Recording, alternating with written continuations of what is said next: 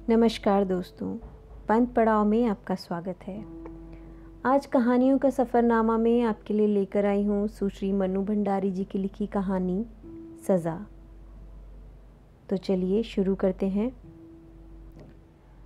पप्पा का कार्ड आया है चाचा जी के नाम। फैसले की तारीख 16 अप्रैल पड़ी है और इस बार निश्चित रूप से फैसला हो जाएगा। पहले की तरह स्थगित नहीं होगा। यदि छुट्टी मिल सके और असुविधा ना हो तो 2 दिन के लिए आ जाना। मेरे और मन्नू के लिए एक लाइन तक नहीं लिखी थी, न प्यार की न आने के लिए कुछ। पूरे साल से पप्पा का ये पहला कार्ड था और हमारे विषय में कुछ नहीं लिखा, जैसे उन्हें मालूम ही नहीं हो कि हम भी यहाँ रहते हैं। क्या पप्पा ने अपने को इतना बदल लिया है? उन्होंने क्या बदल लिया है? शायद समय ने बदल दिया है। उन्हीं को क्या, सबको ही बदल दिया। मैं क्या कम बदल गई हूँ? मन्नू क्या कम बदल गया है?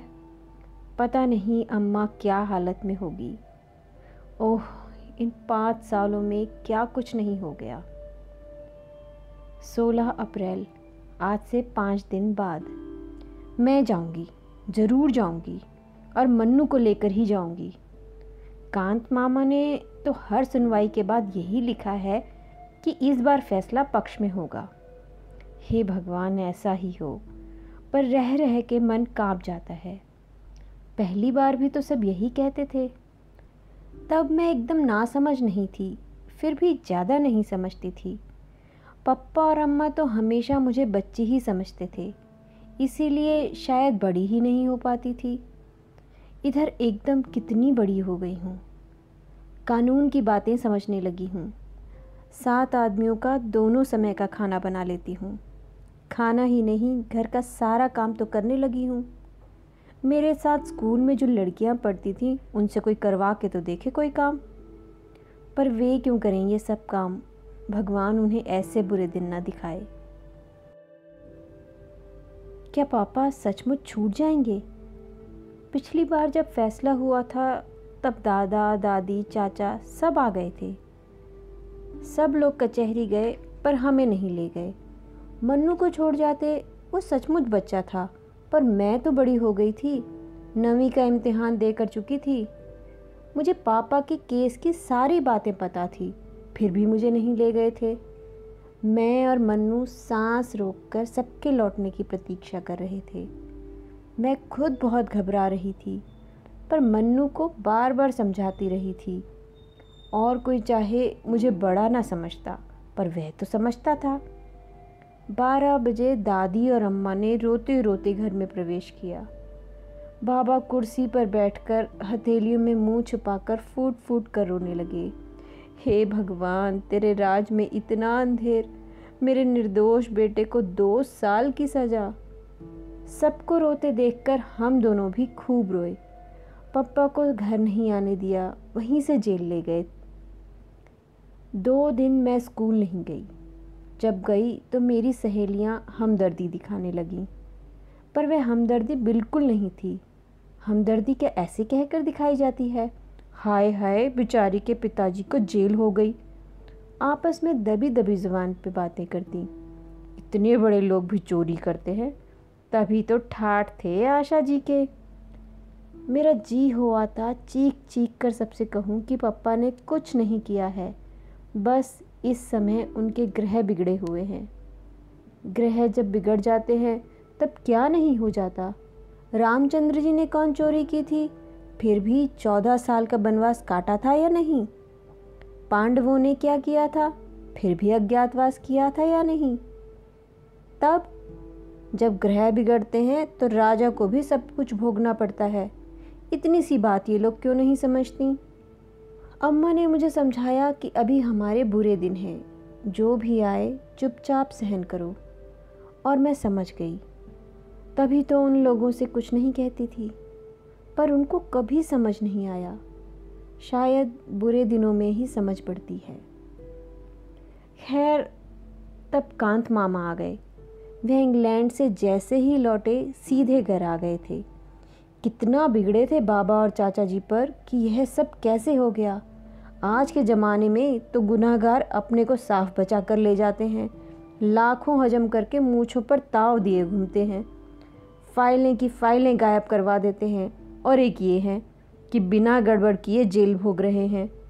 बिना अपराध किए भी बाबा अपराधी की भांति चुपचाप सिर नीचा किए सब सुनते रहे।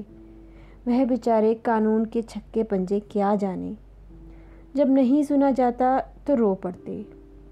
उस समय मुझे कांत मामा का व्यवहार जरा भी अच्छा नहीं लगा था, पर कुछ कह भी तो नहीं सकता था कोई।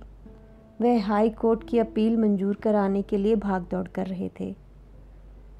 इंग्लैंड से लौटकर कांत मामा अपने को बहुत कुछ समझने लगे थे।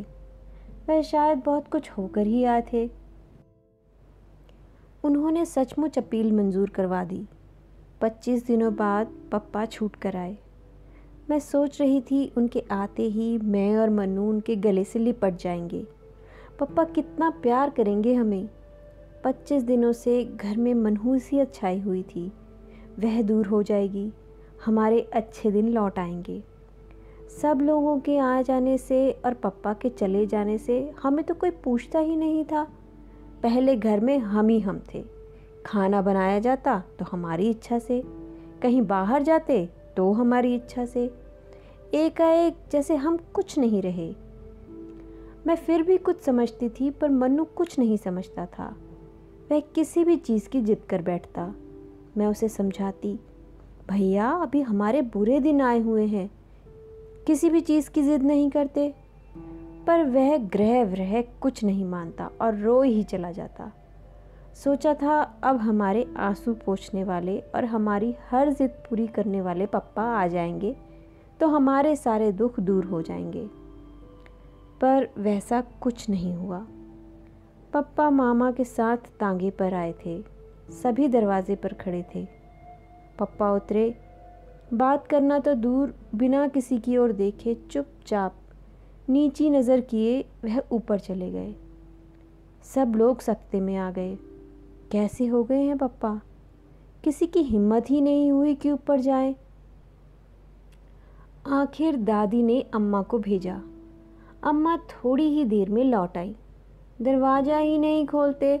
बहुत खटखटाया तो ये कहा, चली जाओ, मुझे अभी परेशान मत करो। यूँ घर वालों के साथ रोई मैं रोज़ ही थी, पर उस दिन पहली बार मेरा मन रोया था। अपनी पूरी समझ के साथ रोया था। क्या हो गया है मेरे पापा को? 25 दिनों बाद घर में घुसे और प्यार करना तो दूर रहा, हमारी ओर देखा तक नहीं। बार बार मन कहने लगा वह मेरे पापा नहीं हैं, वह ऐसे हो ही नहीं सकते। जेल वालों ने उन्हें बदल दिया। एक अजीब सा भय मन में समाने लगा कि अब शायद पापा कभी प्यार नहीं करेंगे। और सचमुच उसके बाद कभी उनका प्यार नहीं पाया, आज तक नहीं। इस कार्ड में क्या वो एक पंक्ति भी हमारे लिए नहीं लिख सकते थे? यूँ मैं उनकी इस उदासीनता और तटस्थता को समझती भी हूँ। शायद वे अब किसी से मुंह नहीं रखना चाहते, कहीं फिर सजा हो गई तो। शाम को सब लोग ऊपर गए। दरवाज़ा तो खोला पापा ने, पर बात किसी से नहीं की थी। बस तकिए में मुंह गड़ाकर पड़े रहे थे। मुझे लग रहा था जैसे वो रो रहे हैं, पर हमें तुरंत नीचे भेज दिया गया था। कितना गुस्सा आया था उस समय। पप्पा हमारे हैं और ये सब इस तरह कर रहे हैं मानो हम कुछ हैं ही नहीं। पप्पा पर पहला हक मेरा है और वह इस सारी दुनिया में मुझसे ही सबसे ज़्यादा प्यार करते हैं। मैं मनाने लगी थी कि ये सब लोग जल्दी से जल्दी अलीगढ़ से चले जाएं तो अच्छा हो, तभी शायद पप्पा हमसे पहले की तरह प्यार करेंगे। सबके सामने शायद उन्हें शर्म आती है। शर्म की बात तो है ही, स्कूल में मुझे क्या कम शर्म आती थी। दूसरे दिन मामा और चाचा जी चले भी गए। दादी और बाबा तो घर के ही हैं, पर पप्पा फिर भी नहीं उतरे। उस रात अम्मा को सोने के लिए ऊपर भेजा। वह सवेरे उठकर आई तो बोली, माँ जी, मन्नू को आप गांव लेती जाइए, वहाँ के स्कूल में डाल दीजिए। यहाँ तो अब उसकी फ़ीस जुटाना भी भारी पड़ेगा। आशा का तो इस साल फाइनल है, वरना उसे भी उमेश भैया के पास भेज देती। नीचे का घर अब खाली कर देंगे। फिर और पता नहीं क्या क्या बातें हुई दोनों में, और फिर दोनों खूब रोईं। मैं किसी को भी रोता देखती तो बिना कारण जाने ही रोने लग जाती। फिर उस समय तो रोने का बहुत बड़ा कारण भी था। मन्नू चला जाएगा, कैसे रहेगा ये गांव में? वहाँ का स्कूल भी कोई स्कूल है? यहाँ इतने अच्छे स्कूल में पढ़ा। पप्पा वैसे सारे दिन चुपचाप पड़े रहे, पर इस मामले में वो चुप नहीं रहेंगे। पर पप्पा कुछ नहीं बोले। शायद अम्मा पापा ने साथ बैठकर ही ये सब तय किया था। रो धोकर मन्नू भी चला गया। हाँ, जाते समय पप्पा ने उसे सीने से लगाकर बहुत प्यार किया था। मैं पास ही खड़ी देख रही थी। पप्पा की आंखों से आंसू टपक रहे थे।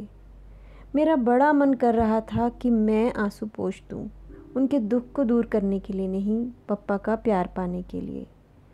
मन्नू दूर जाकर भी पप्पा के कितने पास हो गया। मैं पास रहकर भी शायद हमेशा दूर ही रहूँगी। पर पप्पा छोड़ने नीचे नहीं आए, कोई स्टेशन भी नहीं गया। जाता ही कौन? अम्मा अकेली निकलती नहीं, और मैं जाती तो लौटती कैसे? कोई महीने भर बाद फिर हमारा घर रह गया था। उसमें से भी मन्नू चला गया था। मन्नू ही क्यों, सप्ताह बीतते न बीतते सारा सामान भी चला गया। नीचे का मकान खाली कर दिया। पकाना, खाना और सोना बरसाती में। पास की छोटी सी कोठरी साफ करके मुझे पढ़ने के लिए मिली। पप्पा अब कुछ कुछ बोलते थे, पर पहले वाला पप्पा बिल्कुल नहीं रह गए थे। बस सारे दिन चुपचाप लेटे रहते या कुछ पढ़ते रहते। कभी कभी गोदी में तकिया रखकर कुछ लिखते भी। मेरा बड़ा मन होता कि देखूं कि वह क्या लिखते हैं, पर कभी हिम्मत ही नहीं हुई। कितनी ही बार पढ़ा था कि दुख में हिम्मत रखने वाले ही सच्चे वीर होते हैं। हंसते हंसते जो सारे दुखों को झेल जाए, वही सच्चा पुरुष है। मेरा मन होता पप्पा को ये बात समझाऊं, पर क्या पप्पा ये सब नहीं जानते? फिर इस तरह मुंह छुपाकर तो वो पड़ा रहे जिसने सचमुच चोरी की हो। पप्पा को तो बाहर निकलना चाहिए, घूमना फिरना चाहिए। इस तरह रहकर तो वह सबके बीच अपने को अपराधी ही साबित कर रहे हैं। पर उन्हें कैसे समझाती? अपनी कोठरी में और कोई कष्ट नहीं था, पर भयंकर गर्मी के दिन और पंखा नहीं। रात तो जैसे तैसे छत पर कट जाती, पर दोपहर में तो छत पर बने ये कमरे भट्टी की तरह जलते थे। छुट्टी के दिन बिताए नहीं बीतते थे। अपनी किसी सहेली के यहाँ जाने की इच्छा नहीं होती थी। पड़ोस तक में जाना छोड़ रखा था। दुख में कोई साथी नहीं होता। बस एक गांठ बांध रखी थी कि जब तक ये बुरे ग्रह टल नहीं जाते, तब तक सभी कुछ चुपचाप सहन करना है। जुलाई में बाबा की चिट्ठी आई। मन्नू को 6वीं में भर्ती करवा दिया है और वह खुश है। हम सब ने मान भी लिया कि वह खुश ही होगा। ऐसा मान लेने में ही हम सबको खुशी थी। साथ ही बाबा ने यह भी लिखा कि शाम को उन्होंने एक दुकान में हिसाब लिखने का काम शुरू कर दिया है। 25 मिलेंगे, जिन्हें वे पप्पा के पास भेज देंगे। 50 उमेश चाचा जी भेजेंगे। मेरे सामने बाबा का बूढ़ा शरीर, झुकी कमर और धुंध भरी आंखें घूम गई। इस बुढ़ापे में अब फिर से नौकरी करेंगे? अम्मा ने बताया कि इन 75 रुपयों में ही उन्हें घर चलाना है। मैंने स्कूल बस छोड़ दी। 3 मील पैदल ही जाती थी। धूप हो या बारिश, चेहरे पर शिकन नहीं लाती थी। कभी कभी सोचती पप्पा को सस्पेंड हुए 2 साल 3 महीने हुए। इतने दिनों में आखिर कितना खर्च हुआ कि बैंक का सारा रुपया निकल गया, अम्मा के सारे गहने बिक गए, और भी पता नहीं क्या क्या चला गया। वकील लोग शायद बहुत लुटेरे होते हैं। कभी सोचती इससे तो पप्पा सचमुच ही ऑफिस के रुपये मार लेते तो अच्छा होता। कम से कम मन्नू को अपने पास तो रख सकते और एक पंखा भी ले लेते। इस उमस में तो जैसे चमड़ी उबली जाती है। ईमानदारी करके कौन सा सुख मिल रहा है। अम्मा को पता नहीं क्या हो गया था कि भीतर ही भीतर सूखती जा रही थी।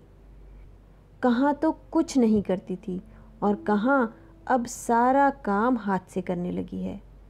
पप्पा भी उनकी मदद करते थे। उस समय मुझे बड़ा अच्छा लगता था।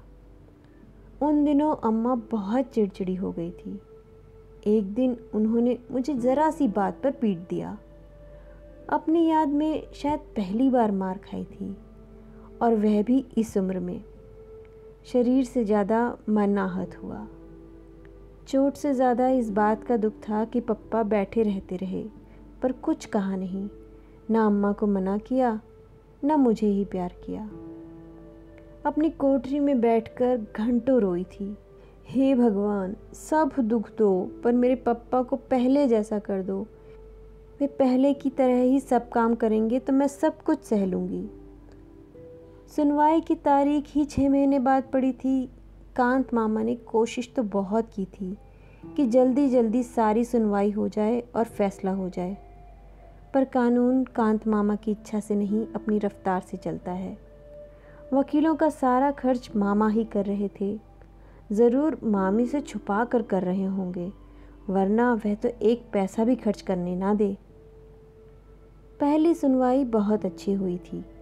सर्दी में ठिठुरते हुए जब हमने यह खबर सुनी तो गर्मी की एक लहर ऊपर से नीचे तक दौड़ गई थी। घर की हालत बद से बदतर होती जा रही थी, खासकर अम्मा की। मुझे तभी लगता था कि कोई ऐसी बीमारी लग गई है जो भीतर ही भीतर इन्हें खाए जा रही है। हाइजीन में रोग और उसके लक्षण बढ़ रहे थे, और मुझे अम्मा के सारे लक्षण राजशम्या के से लगते थे। सर्दी में वे जो ठंड खा गईं तो 4 महीने तक खांसती ही रहीं। बाबा की चिट्ठी आई। बड़ी बेबसी से उन्होंने लिखा था, हिसाब में कुछ ऐसी भूलें हुई कि काम चला गया। अब तो 50 रुपये की पेंशन में से किसी तरह 15 रुपये ही भेज सकूँगा। हिम्मत रखना बेटे, बुरे दिन आते हैं तो सब तरफ से आते हैं, पर ये दिन भी फिरेंगे ज़रूर। भगवान के घर देर हो सकती है, अंधेर नहीं। दूसरी सुनवाई अप्रैल में हुई। तारीखें जल्दी मिलती ही नहीं थी। पप्पा को छूटे साल हो गया था और अभी भी 2 सुनवाइयाँ और बाकी थी। इतने इतने दिनों बाद ही यदि सुनवाई हुई तो 1 साल और लग जाएगा। मेरा मन काँप जाता था। लगता था अब ऐसे दिन नहीं काटे जाते। मन्नू गांव में, पापा बरसाती में, मैं कोठरी में और अम्मा खाट पर। कैसे मैंने मैट्रिक का इम्तिहान दिया था मैं ही जानती हूँ। फिर भी 2nd डिवीज़न में पास हो गई। कोई खुशी मनाने वाला नहीं था। सबके मन ऐसे मर चुके थे कि न कोई बात की खुशी होती थी, न रंज।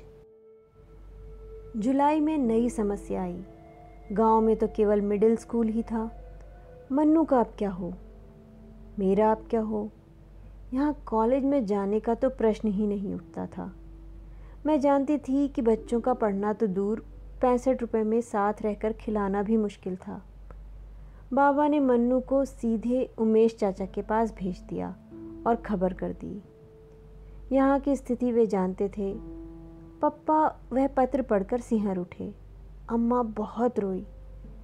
मैं छोरे को बेपड़ा ही रख लेती, वहाँ क्यों भेज दिया। एक बार मुझसे मिला तो देते। लीला का स्वभाव कौन नहीं जानता। मेरा बच्चा सहम सहम कर मर जाएगा। 2 दिन तक वह रोती रही। पप्पा अपराधी की तरह चुप बैठे रहते। अम्मा क्यों रोती है इस तरह। पापा यदि कुछ कर सकते तो क्यों नहीं करते। 2 दिनों बाद वह बोली, मैं सोचती हूँ आशा को भी वहीं भेज दो, वहीं कॉलेज में भर्ती हो जाएगी। मैं समझ नहीं पाई कि अम्मा व्यंग कर रही है या, पर अगले वाक्य ने ही सारी बात साफ कर दी। लीला का स्वभाव तो तुम जानते ही हो। आशा मन्नू के पास रहेगी तो उसे तसल्ली तो रहेगी, सोने को एक गोद तो रहेगी। और अम्मा खुद फूट फूट कर रोने लगी। उमेश भैया को चिट्ठी लिख देना कि जो भी खर्च करे हम पर कर्ज ही समझे, मैं उसकी पाई पाई चुका दूंगी। भगवान कभी हमारे दिन भी बदलेगा ही, नहीं तो अपने को बेचकर ही उसका कर्ज अदा करूंगी। पर मेरे बच्चों पर थोड़ा रहम करे। ये दुखियारे यूं ही अनाथ हो रहे हैं, थोड़ा प्यार इन्हें भी दे दे, थोड़ा लीला को समझा दे।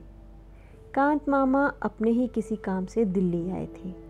लौटते समय अलीगढ़ भी उतरे। अम्मा ने उन्हीं के साथ मुझे इलाहाबाद भेज दिया। कांत मामा ने एक बार कहा ज़रूर था, कलकत्ता भेज दो, वहाँ पढ़ लेगी। पर क्या मैं पढ़ने जा रही थी? पढ़ना तो बस यूं ही था। मुझे तो मन्नू को तसल्ली देनी थी। वह रोए तो उसे अपनी गोद में रुलाना था। और उस दिन मैं सचमुच बड़ी हो गई थी, अम्मा की तरह बड़ी। पर घर छोड़ते समय सारे बड़प्पन के बावजूद फूट पड़ी थी। अम्मा की हालत देखकर घर का अधिक काम मैंने संभाल रखा था।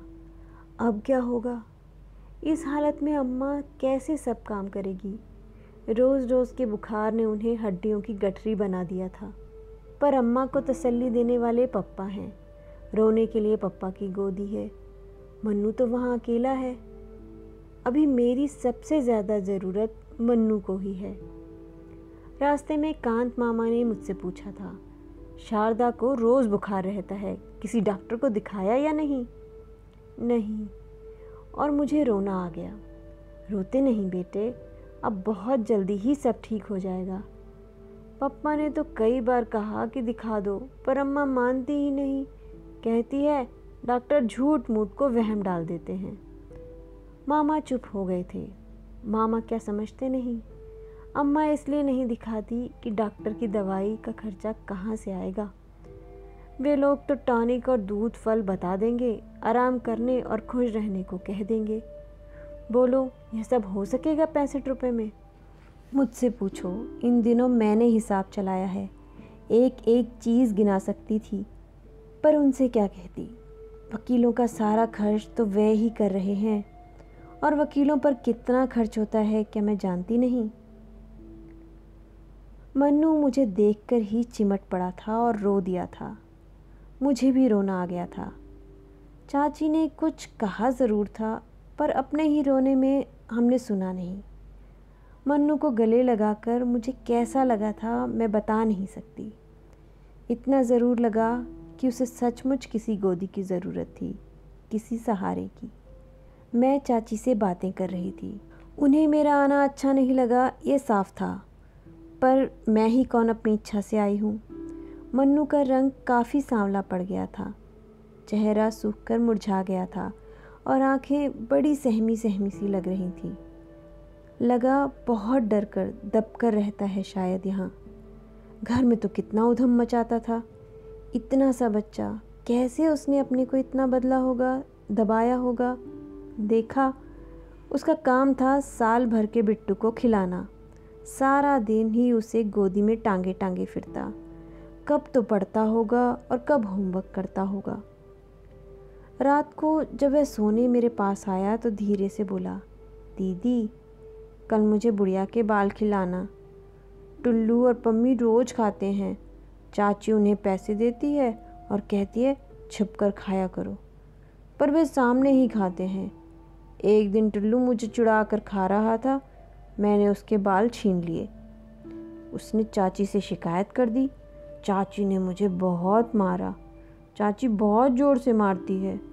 और वह फिर सिसकने लगा। मैंने उसे प्यार किया और कहा, मैं अपने भैया को बाल खिलाऊंगी। पर मेरा मन भीतर तक सिसक गया। हम बड़े हैं, हम सब समझते हैं और सह सकते हैं, पर ये बेचारा कैसे समझे? समझ तो गया ही होगा, पर सहे कैसे? पहली रात को ही मैंने संकल्प किया कि मैं कॉलेज नहीं जाऊंगी। घर का सारा काम मैं करूंगी, जिससे चाची को पूरा आराम मिले और उनका गुस्सा ठंडा रहे। चाची कुछ भी कहेगी तो चू नहीं करूंगी। वह प्रसन्न रहेगी तो मन्नू सुरक्षित रहेगा। मन्नू को रात में बैठाकर पढ़ाया करूंगी। मैं चाची से भी जल्दी उठकर सबके लिए चाय बना देती, फिर जल्दी से टुल्लू और पम्मी को तैयार कर देती, तब नाश्ता देकर तीनों बच्चों को स्कूल भेज देती। नाश्ते की प्लेट देखने चाची ज़रूर आती। शायद उनको वहम रहता है कि मैं मन्नू को कुछ ज़्यादा या अच्छा ना खिला दूँ। चाचा जी तारीफ़ करते, तुम तो बड़ी होशियार हो आशा, इतना काम कर लेती हो। चाची तुरंत कहती, मैं जब इतनी बड़ी थी तो 12 जनों के कुनबे को संभालती थी, आध आध मन के पापड़ मंगोड़ी करती थी। चुप रहती थी मैं तो। दोनों समय का खाना भी मैंने अपने ही जिम्मे कर लिया था। रात में सोने जाती तो मेरे पैर झपकते रहते थे। कभी कभी मन्नू को अपने पैरों पर खड़ा कर लेती थी, उससे पैरों को तो आराम मिल जाता था, पर मन।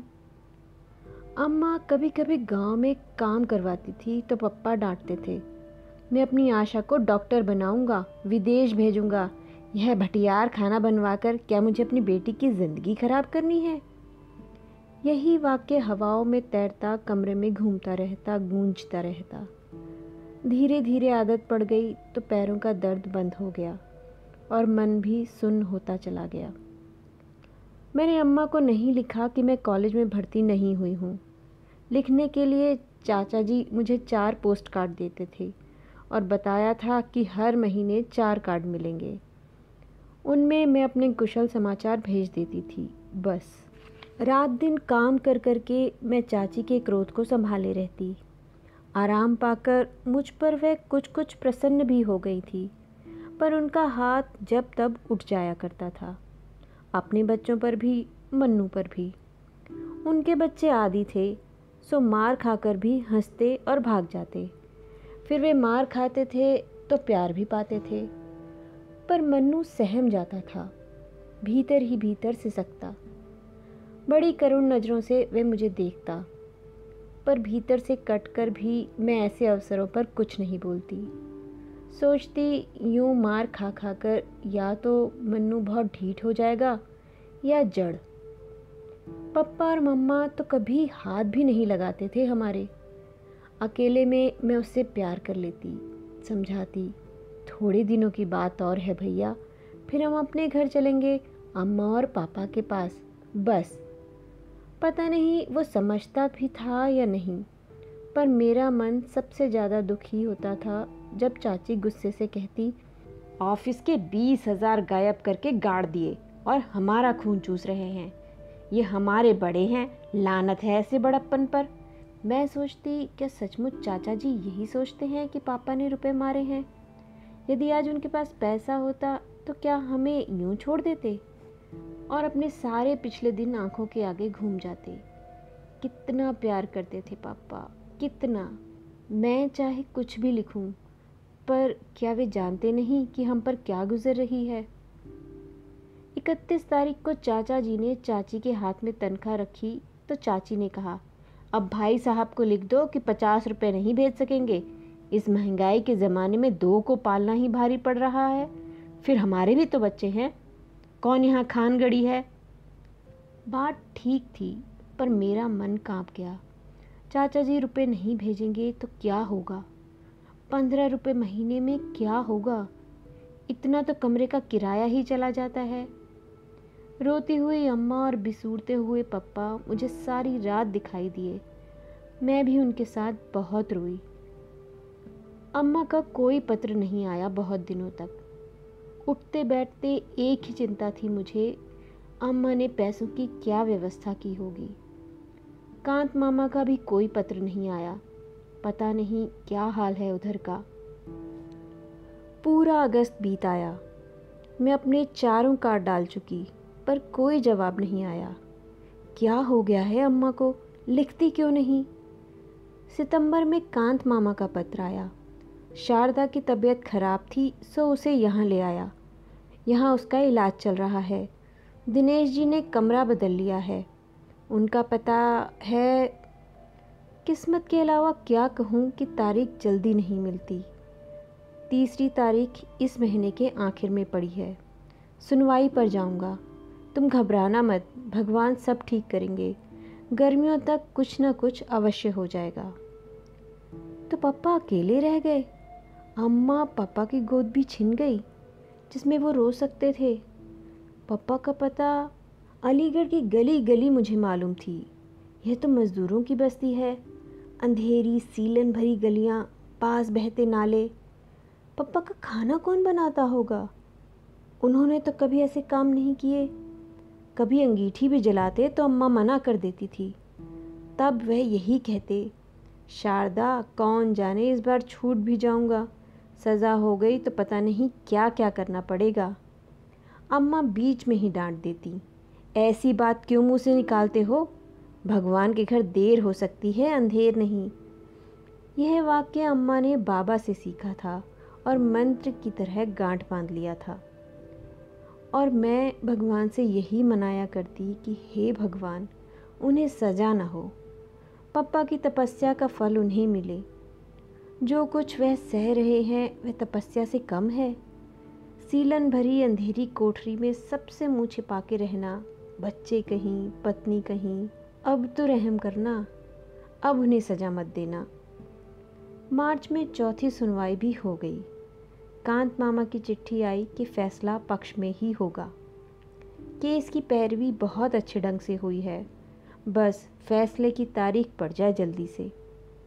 मैं बैठी बैठी दिन गिनती। पप्पा को सस्पेंड हुए 4 साल हो गए। इन 4 सालों में क्या कुछ नहीं हुआ। भगवान, देर तो बहुत की, अब अंधेर मत करना।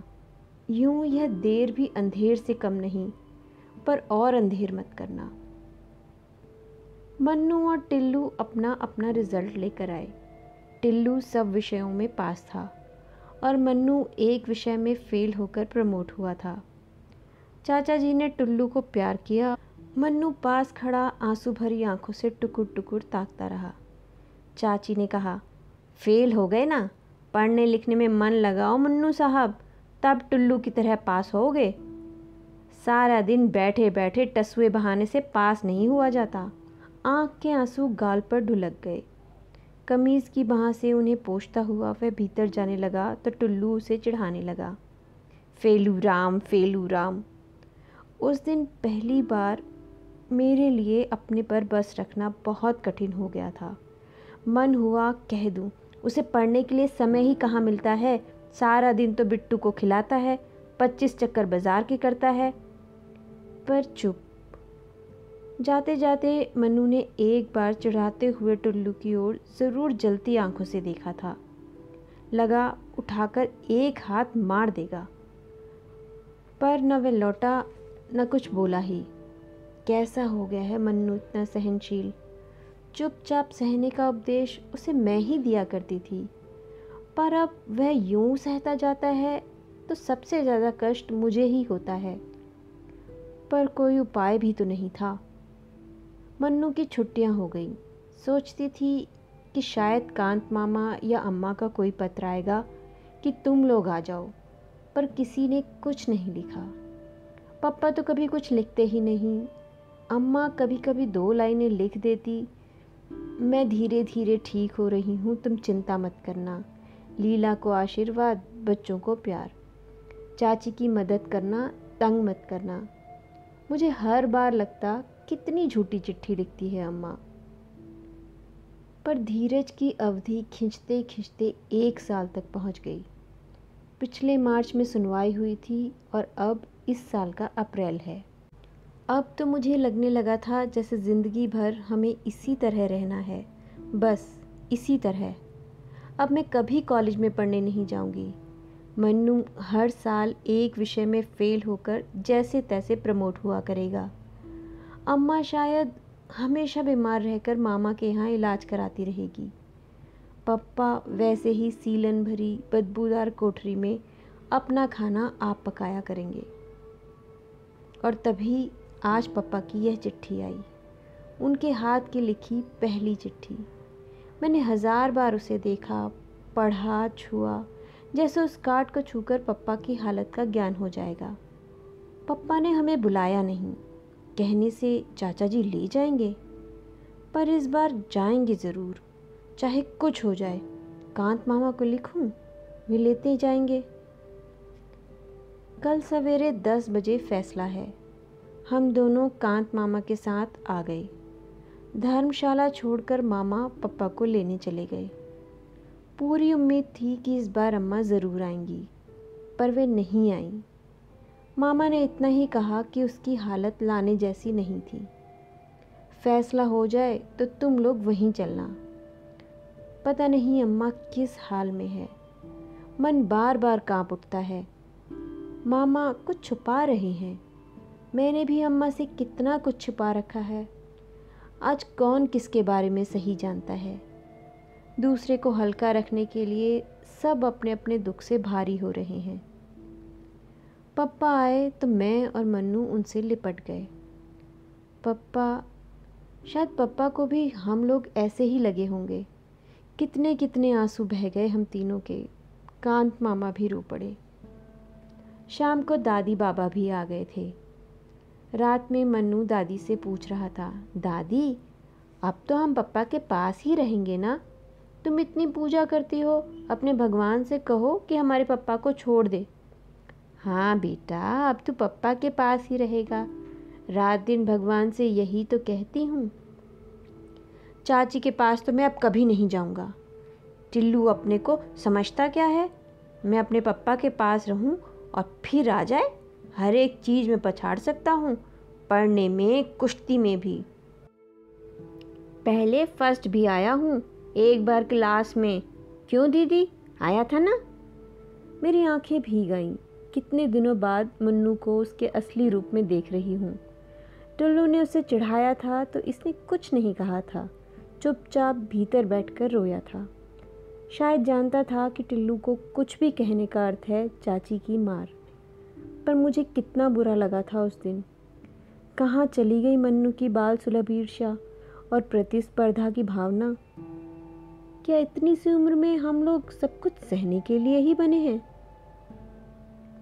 मन्नू दादी की खाट पर ही सो गया। मुझे बिल्कुल नींद नहीं आई। कल फैसला है, हम सबकी किस्मत का फैसला। कांत मामा बहुत आश्वस्त हैं, पर पप्पा के चेहरे पर कोई भाव भी नहीं। फैसला हो गया। मैं कचहरी गई थी। इस बार किसी ने रोका भी नहीं। वहाँ खास भीड़ भी नहीं थी।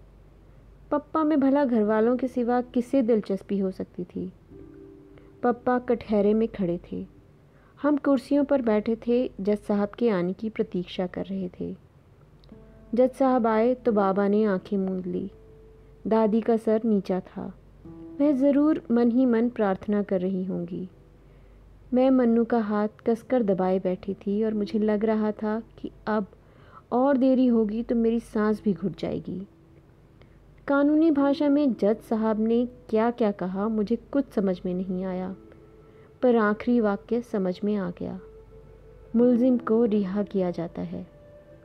मैं मन्नू का हाथ हवा में उछालकर एक तरह से चीख पड़ी, मन्नू पापा रिहा हो गए, रिहा हो गए। पर एकाएक ही दादी और बाबा फूट फूट कर रो पड़े। मैं भय से कांप उठी। कहीं मैंने गलत तो नहीं सुन लिया? पिछली बार भी तो ये लोग इसी प्रकार रोते रोते घर घुसे थे। पर बाबा का ये वाक्य मैं कहता ना था बेटा, भगवान के घर देर है पर अंधेर नहीं, देख। पर पप्पा को क्या हुआ है? वह खुश क्यों नहीं हो रहे?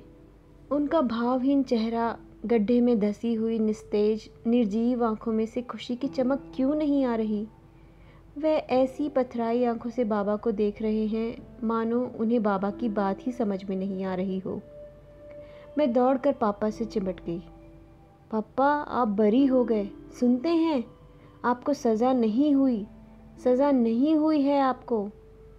पर पापा फिर भी वैसे ही रहे, मानो उन्हें विश्वास ही नहीं हो रहा हो कि उन्हें सज़ा नहीं हुई है। इतनी ही थी ये कहानी सज़ा। उम्मीद है आपको पसंद आई होगी। फिर मिलेंगे अगले सफ़र में एक नई कहानी के साथ। नमस्कार।